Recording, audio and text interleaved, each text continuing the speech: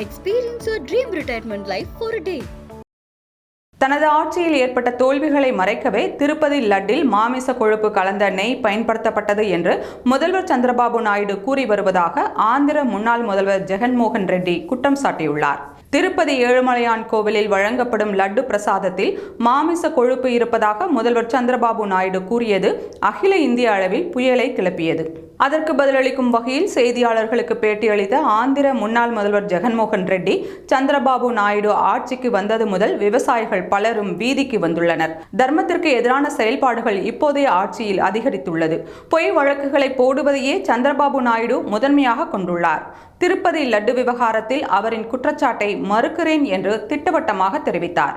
மேலும் தனது ஆட்சியில் ஏற்பட்ட தோல்விகளை மறைக்கவே திருப்பதி லட்டில் மாமிச கொழுப்பு கலந்த நெய் பயன்படுத்தப்பட்டது என்று சந்திரபாபு நாயுடு கூறி வருவதாக ஜெகன்மோகன் ரெட்டி குற்றம் சாட்டியுள்ளார். தொடர்ந்து பேசிய அவர், சந்திரபாபு நாயுடு தலைமையிலான அரசியல் அனைத்து துறைகளிலும் மோசமாக செயல்படுகின்றன. மாநிலத்தில் சட்டம் ஒழுங்கு சீர்குலைந்துள்ளது. உரிய நேரத்தில் நடவடிக்கை எடுக்காததால் ஆந்திர வெள்ளத்தில் பலர் தத்தளித்தனர். அதில் சில உயிர்களும் பறிபோனது. கடவுளின் பெயரால் சந்திரபாபு மோசமான அரசியலை செய்கிறார் என்று கடுமையான விமர்சனங்களை முன்வைத்தார். மேலும் கோவிலுக்கு டேங்கரில் வரும் நெய் தர பரிசோதனைக்கு பிறகே பயன்படுத்த அனுமதிக்கப்படும் என்று குறிப்பிட்ட ஜெகன்மோகன் ரெட்டி, இப்படி பொய் குற்றச்சாட்டுகளை முன்வைத்து மக்களின் உணர்வுகளுடன் விளையாடுவது தர்மமா என்றும் முதல்வர் சந்திரபாபு நாயுடுவுக்கு கேள்வி எழுப்பியுள்ளார்.